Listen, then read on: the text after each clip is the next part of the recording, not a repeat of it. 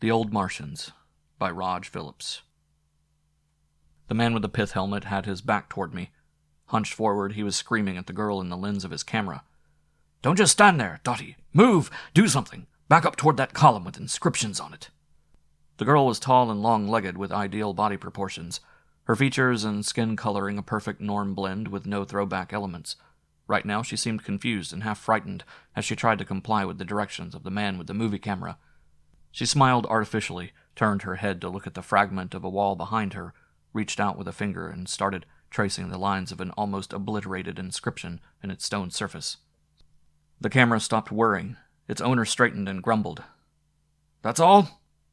Now the girl was allowed to go back to her worrying. Swiftly, she surveyed the crowd, but didn't find the person she was looking for. She started moving toward one of the arches that led deeper into the ruins. I followed her slowly. She passed through the arch, stopped, and turned her head toward the right, her eyes on something out of sight. She had found him, but she saw me at the same time and her worry deepened. When she moved back into the crowd, I strolled casually through the archway. There was a vaguely defined passageway, the roof over it gone for 500,000 years, of course, and 20 feet away, oblivious of his surroundings except for what was directly in front of him, was my man. His height and build were somewhat less than the norm, but it was his profile that drew my attention. A remarkable throwback. A throwback of a distinct type. In fact, he might well have served as the model in types textbooks labeled British. The resemblance was subtle. Only one trained to differentiate would ever have noticed it. I let my attention take in his whole figure. His elbows had a habit of making fluttery movements when his exploring hands paused, so that a strange bird-like impression was given. Also an air of ungainliness in the lines of the lean body, rather than the feline smoothness and grace of the norm blend. It was so in keeping with his features that it served to strengthen the psycho-diagnosis. A throwback to an era 10,000 years in the past, and therefore, as the textbooks say, prone to mental instability. It was no wonder that the girl called Dottie had had the air of being perpetually worried. She appeared now from the far side of the ruin and approached the man. He sensed, rather than saw her, and straightened up, every line of him etched with excitement. "Dottie," he said, "I've found it. I found the proof. I've been here before, thousands of years ago, when this wasn't a ruins. I remember." The girl's manner reflected wariness. "Please, Herb, you've got to forget all about it. You'll talk too much." His shoulders stiffened. "Don't worry. I won't talk until I have proof to convince even them. Somewhere around here, something lies buried. Something I will be able to remember. They will dig where the rocks haven't been touched for 5,000 centuries and find what I say is there." Dottie was shaking her head. "No, Herb. If it were on Earth, I might half believe you. But not here on Mars. These people weren't even humanoid." "Neither was I," Herb whispered hoarsely. I sighed regretfully. I'd seen too many cases like this one. I'd grown to dread them. But it was a job and a man had to eat. The guide began herding the tourists back to the bus.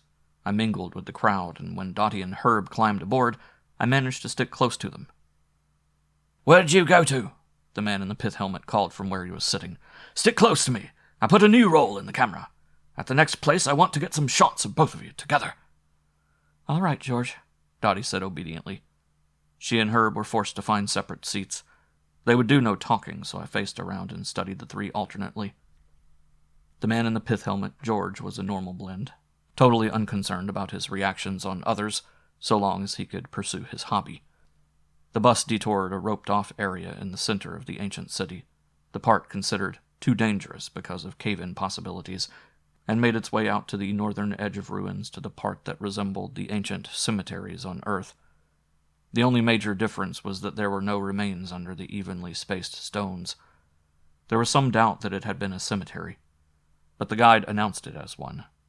And that announcement, as the bus came to a stop, had a pronounced effect on Herb. He began his fluttery elbow movements again and looked around at Dottie with a triumphant smile. I moved up quickly to keep him in earshot. He protested when George insisted on taking camera shots, then gave in and cooperated in order to get it over with. Finally, George snapped his camera shut. Herb mumbled something to Dottie that I didn't catch and started down one of the lanes between rows of stones as though headed for a definite goal. I couldn't very well follow after they left the main group. It would have been obvious. Instead, I veered off to one side, gambling that when they reached their destination, I would be able to read their lips. I got well away from stragglers and took out my mirror-scope, pointed it off in the distance, and swinging the objective lens around until it centered on them. I was lucky. They were facing in my direction. "It isn't a cemetery," Herb was saying with emphatic motions of his hands. "It was a parking area, and the stone was where I parked my air sled. I can remember it as though it were yesterday." I had to admire the man's subconscious. It was a remarkably shrewd guess. The experts wouldn't play along with it, but they would probably never be able to prove him wrong on that count. But Dottie was arguing with him. "How can you prove it was a parking area?" Her eyes roamed over the large field with its regularly spaced stones. "It certainly looks impractical for a parking lot." "Just the same, that's what it was. I wish I had a shovel here. I seem to remember burying something near my stone. If I could find that, it would prove I really remember." "Why don't you forget it?" Dottie pleaded. "After all, even if it were true, what does it matter now?" "It matters to me. Ever since we arrived here, I've seen familiar things, too familiar to be coincidence. I never felt this way before. I always considered reincarnation as ancient superstitious belief, just like everyone else, but not anymore. I know. I lived here when all this was new." "But can't you just be satisfied to feel that you did and let it go at that?" Dottie asked. "I'm afraid of what they would do to you if they found out what you were thinking." "Ha!" Herb snorted. "I have a feeling that before we leave Mars, I'll be able to prove it to them. Somewhere in this city is something that only I know exists. It's hidden under stones that haven't been disturbed since man first set foot on the planet. It isn't entirely clear yet, but it will come. It will come. Then I'll make them listen. They'll dig, and they'll find what I say is there. You wait and see." "They'll lock you up, darling," Dottie said. "They won't believe you." The guide was calling everyone back to the bus. I watched Herb scowl fiercely at the stone marker that he believed to have been his, opened his mouth to say something, then turn away so that his lips were out of sight. Regretfully, I put the mirror-scope away and went back to the bus. I knew where we were going next, and I was uneasy about it. Herb and Dottie managed to sit together, and I got a place right behind them, where I could eavesdrop. But they sat in silence. The bus had left the ancient city behind, to head out over the desert toward one of the few structures on Mars which had withstood the ravages of time without crumbling. An immense dome of solid concrete reinforced with pure copper rods, harder than steel. The Martians had known what Earth civilization didn't learn until around the year 3000, that copper can't be tempered, but pure copper becomes tempered of itself in 1,000 years. That immense dome was a honeycomb of passageways and rooms, some of which were not open to tourists. It would be a natural for Herb. The bus stopped. The people were piling out and staring curiously at the smooth surface of the dome, especially at places where the reinforcement rods were protruding and glittering like tarnished gold. 2 of the permanent guards had come out to take charge of the tour. I caught the eye of one of them and nodded toward Herb. The guard caught my meaning, edged over to his partner, and soon both men were warned that Herb was to be closely watched. I felt better knowing that a couple of others knew about him. Maybe it would have been smarter to have taken him in custody right then. But it would have meant a scene. The procedure of the tour was for the guide to do all the talking, leading the procession through the roped-off parts of the dome, while the 2 guards followed along behind to make sure no stragglers got left. I let 3 or 4 people move in front of me so Herb wouldn't get suspicious. Dottie was sticking close to him, plainly worried, and he was more excited than he had been at any of the other spots. He fairly quivered, his eyes caressing the walls with a fevered look. Dottie didn't miss his increased agitation, especially after he whispered in her ear a couple of times. The guide took the usual path, straight into the dome, pausing at 6 small rooms with carved walls, to arrive at a bank of elevators installed in the exact center, then straight up to the roof and the observation platform, from which miles and miles of desert and ruins could be seen. Then back down to the 2nd level, a zigzag course through other rooms, and finally down a flight of steps to where the tour started. I kept my eyes on the back of Herb's head. You can tell a lot by doing that. At first his head turned this way and that, indicating he was full of curiosity. I was waiting for that telltale sudden tensing, with the head directed at some spot that would tell of a sudden memory stirring in the man's mind. I almost missed it when it came. because it was between two passages, a blank wall. The briefest pause, then Herb was going on again as though nothing had happened. But now his head had stopped its curiosity-motivated pivotings. It was the head of a man who was no longer curious, who had made up his mind about something. I didn't like it. And when the group emerged into open air once more without Herb having tried anything, I knew as certainly as I had ever known anything that he intended to come back here, and soon. In the comfort station before boarding the bus, I scrawled a hasty note to the guards to investigate the spot halfway between passages 14 and 15 on the first level, and slipped it to one of them as I passed him to get on the bus. We visited 4 other spots on the tour. When Herb showed no real interest in them, it only clinched what I already was sure of, that he planned on returning. At the ancient city hotel, once again, I gave the high sign, and shortly, Herb and Dottie were being watched by capable men, leaving me free to go to my room. Once there, I called the Dome. They were just getting the X-ray set up in place to explore that wall and promised to call me as soon as they were finished. Next, I called CI and made my report. I was still making it when the operator broke in. "Steve Merritt wants to talk to you," she said crisply. "Make the circuit 3-way, I said. Steve's voice came in. "I had to get to it, Joe. This guy Herb and his wife just left the hotel." "CI's listening too," I said. "Did they take anything that would point to where they were going?" "To the cemetery first. He swiped a couple of knives and forks when they finished eating their dinner. Maybe for weapons." "I doubt that," I said. "But I think it's time to pick him up. He's got to be committed." "Wait a minute," CI said. "Joe, you catch up with them. Join them and play along. Tell this guy Herb you overheard him and guess what was going on. Gain his confidence if you can." "That's pretty dangerous," I replied. "It's orders," CI said. "Steve, you lay the net so that whatever happens, we can contain it." That was that. Orders. But I still didn't like it. I went to the desk and took out my compact paralysis tube. Then, reluctantly, I put it back. I would have to play the part. The paralysis tube would give me away as an agent. It would have to be up to Steve and the others to contain the threat. Down in the lobby, I saw Steve waiting impatiently. He was uneasy, too. "What's come over CI? They're toying with dynamite on this." "I think I know what they want. They want to let him go far enough so we can see more of the nature of the danger. And I hope nobody gets killed. They should have spotted this Herb guy and not let him come here at all. I suspected they did spot him and let him come to conduct another of their damned experiments. They don't want to leave well enough alone." We were outside now. No one was around. The sun was just beginning to set, and the instant it disappeared, the night would be pitch black, even if one of the moons was out. "We'll be watching on the standard CI band," Steve assured me. "They're at the temple right now, waiting for it to get dark." He grinned. "Good luck." There was a mixture of genuineness, half-mockery, and worry in his voice. At the temple ruins, I found them easily enough and took the simplest course. I walked right up to them. "Hello," I said. "I thought I'd find you here. I want to go along with you. I'm interested." "What do you mean?" Herb was hostile and suspicious. "You remember me. I was on the tour this afternoon. I accidentally overheard you. It would be something if reincarnation could be proven." "Do you believe in reincarnation?" I frowned as though being cautious. "I don't know." Then I put a disarming grin on my lips. Since believing in it is legally classified as insanity, for the records, no. It was a nice statement. It could imply that I did, and Herb took that implication.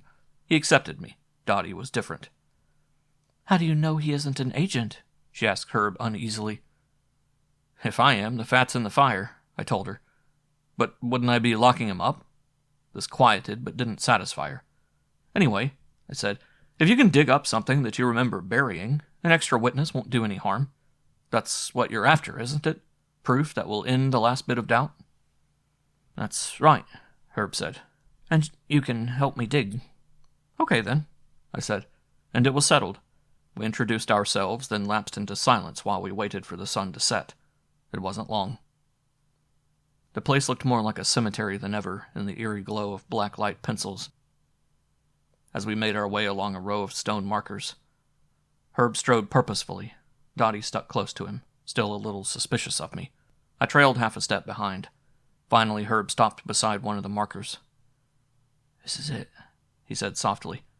I blinked at the marker, then at Herb. It wasn't the one he had singled out in the afternoon. Was he mixed up? If he wasn't, he was a good actor. He took out one of the dinner knives and squatted down and started to probe the soil, loosening it so that it could be scraped out by hand. I watched him dig. Part of the time I helped him. We found nothing. After a reasonable amount of this, Herb stood up with a resigned sigh. "Guess I was wrong," he said. "Poor Herbie," Dottie said. "Yeah, poor Herbie," Herb said with every appearance of tiredness and defeat. "But that's that. Sorry to have gotten you all excited about nothing, Joe. Guess it was too much to expect anything." He turned to Dottie. "As long as we're out here, let's take a walk by ourselves, huh?" That was an obvious cue as I had ever been handed. Neat. I was confronted with the alternatives of scramming or calling him a liar. "Guess I might as well go back to the hotel," I said cheerfully. "See you in the morning." I headed back the way we had come until I was sure they couldn't hear me or see me with their blacklight pencils. Then, ducking down next to a marker, I waited. After a couple of minutes, I heard cautious footsteps. "It's me, Joe. Steve." "Good," I grunted. "What are they doing now?" They gave me the brush off. "I got the play," Steve said. "Slick. Shall we close in now or wait?" "I think I'll play my part a little further. Don't want CI to think we're timid." "Okay," Steve said. "The next funeral we attend may be our own." "Yeah," I said. "It might." I moved into the darkness, not using my blacklight pencil but keeping my sensitized glasses on so I could see Herb's if I got close enough. I reached the spot where we had done the digging. I hesitated, then kept on, toward the spot where Herb and Dottie had been so engrossed that afternoon. In my mind's eye, I knew exactly where it was. My hands explored ahead of me, searching out each stone marker along my path, clinging to it as I passed it, and slipping off as I went on to the next. They were my only contact with reality in this total blackness. I was thinking, too. I was thinking of what Herb had said about this being a parking area for air sleds back before the earliest known records of man on Earth when this city was alive. He was probably right about it at that. Analysis had shown the presence of copper and aluminum in the top surface of some of the markers that could only be accounted for by some metallic object setting atop each one long ago, and remaining so that molecular and atomic creep could set in, carrying such atoms deep into the surface crystals of the stone. And I was wondering what it was he hoped to dig up. If it were some sort of weapon, it probably wouldn't work after all this time. It couldn't. Or could it? A few things had been pieced together about the ancient Martian civilization. Not much, but enough to be sure that they knew a few things we had never discovered. They had been masters at creating machines with no moving parts. The electronic devices we had found had proved they knew far more about VHF than we did. I could see what CI was aiming at now. We might not even recognize what Herb was searching for. It would be better to let him find it, and get it from him before he could use it. If it was a weapon. And it probably was a weapon. I was pretty sure his main objective was hidden in the wall in the dome, and that this thing in the cemetery was something that would help him get to that objective. My thoughts came back to my surroundings. I was less than a dozen feet from where Herb and Dottie should be. I stopped. There was no trace of black light. I held my breath and listened. And I heard the faint scraping of the knife against stone. I wished fervently that I had a standard CI infrascope so that I could see. Steve probably knew more of what was going on than I did. I counted on watching Herb by his own blacklight pencil, and he was working in darkness. Carefully, I stole forward, inch by slow inch, my ears tuned for the faintest significant sound, such as a grunt of satisfaction that would tell of finding what he was digging for. And a million thoughts taunted me, thoughts about the latest discoveries and disintegration frequencies, thoughts about how little we knew of that ancient Martian civilization. But also I was figuring what Herb would do. He would find the object he was digging for. Unwittingly, he would grunt his triumph. Dottie might forget his strict warnings to be quiet and say something. Regardless of that, he would stand up slowly, fondling what he had found, remembering what it was and how it worked. There would be a few seconds before it would become a weapon in his hands. Seconds that I had to make the most use of and be ready for. It was the triumphant grunt I had known would come. Suddenly panic made me cast aside whatever vague plan of action I had had. I turned on my pencil, bathing the two in its black light. At the same time, I said, "I thought it was a scheme to get rid of me." It was the element of surprise that saved me. A still picture of the scene the blacklight disclosed etched itself into my mind. There was an object in Herb's hand. A strange, meaningless object. Dirty, yet with definite form. It was cradled in his hand like a weapon. It was pointed almost at me. I dropped my pencil and went in low, diving for his legs. I felt the air crackle where I had just stood. As my arms encircled his legs, I heard thunder exploding nearby. Training has its advantages. The moment I felt contact with Herb, that training took over. I jerked and rolled in a movement calculated to throw him to the ground face down, the motion ending in a backbreaker hold. But only a part of my mind was concerned with that. The other part was frozen with horror. Approximately a half-acre of the cemetery was glowing. I saw Steve in the center of it with Herb's weapon pointing his way. The very inertia of matter held Steve together for that brief instant. Then he was falling apart, melting and evaporating at the same time, just like the stone markers in the ground around him. I had the thing away from him suddenly, and I wondered what to do next. Running footsteps gave me the answer. It was other CI agents closing in. Seconds later, they had Herb under control. Dottie was wringing her hands and crying. Me? I was holding the thing, afraid to let go of it and afraid to keep on holding it. But as the seconds passed by without it exploding into destructive action again, I began to let myself think I might live a while longer. The area of destruction was molten now. Its heat was like that of an open blast furnace. We skirted it and headed toward the road, lights in the distance telling us that cars were on the way to get us.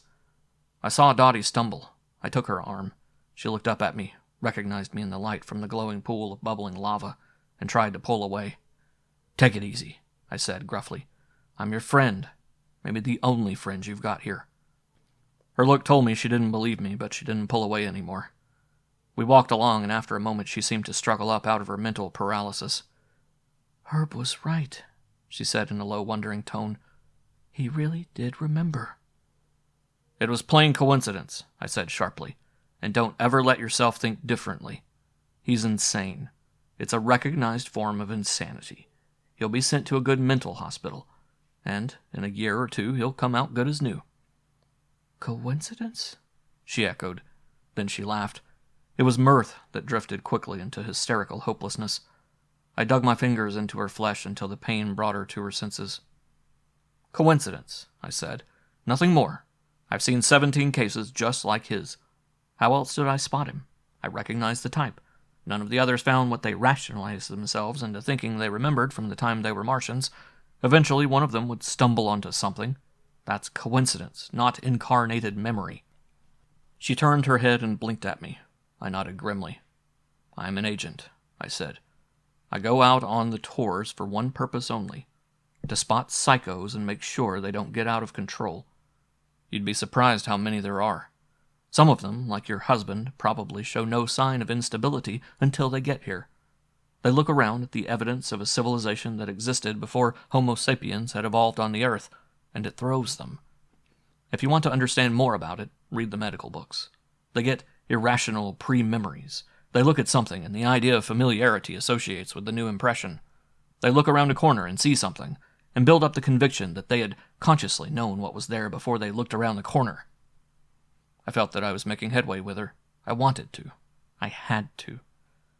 You say there were others, and they didn't find anything," she said. She was groping for something logical to grasp. I had to give her that something. "That's right," I said. "And the law of averages said that someday someone would uncover something that's been missed." She was nodding slowly now, accepting what I was saying. It was authoritative. She would find confirmation in authoritative books. If she wanted to pursue the subject, she would find plenty of evidence, real evidence, to support it. It is a common form of insanity. It was important that she believe that. We reached the road. CI had been prepared. There was a car to take her back to the hotel, a station wagon for Herb, who was now very submissive and somewhat dazed, and a third car for me and my precious cargo. 10 minutes later, I was in the science building basement, laying the thing on a wooden table very gently. It seemed solid, each integral part of its form being of a different metal. None of the men watching me lay it down discounted the danger it contained. They knew too much about how shape and dimension can affect the electronic properties of metal. They knew the thing probably didn't contain an erg of power of its own, but probably triggered and directed the release of cosmic energies as yet unknown to them. They stared at it. One of them reached out to touch it, then slowly drew his finger back. I could see the decision crystallizing in their minds behind their serious eyes. This thing would go with the other strange and incomprehensible machines locked in vaults in a concrete building, far out on the Martian desert, away from the tourist trails of this dead planet. It would remain there until the day when human science advanced far enough to understand it. "What about the wall in the dome?" I asked. "They roped it off. They're afraid of it." "Did you convince his wife he's insane?" one of the science staff asked. I nodded. I used the same old line. Told her there were dozens like him, and the law of averages made it certain at least one of them would find something. He nodded, grinned without humor. "How we love to lie." I turned away. There was a bitter taste in my mouth from all the lies I'd told. All the bilge. But I knew the truth, too. I was as sure of that as I was of anything. It wasn't insanity, of course. And it wasn't reincarnation. It seemed to be, because the mind has a habit of possessing for its very own anything that enters it. The truth of the matter was that somehow, in some incomprehensible way, the Martians were still with us. They hated us, and they knew how to use our weak ones. The old Martians and their science. I took a last look at the weapon lying on the table, then left the room and climbed the stairs to the first floor.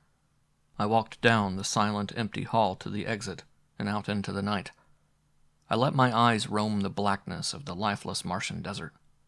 With an effort, I pulled them away and fixed them on the warmth, the human warmth, beckoning from the hotel. I started walking toward that bit of comfort, and as I walked, the eternal question that haunted all of us in CI hovered in the background of my thoughts. Would we be able to contain the Martians until we understood the terrible machines they had left as a deadly heritage? Tonight we almost hadn't. I thought of Steve.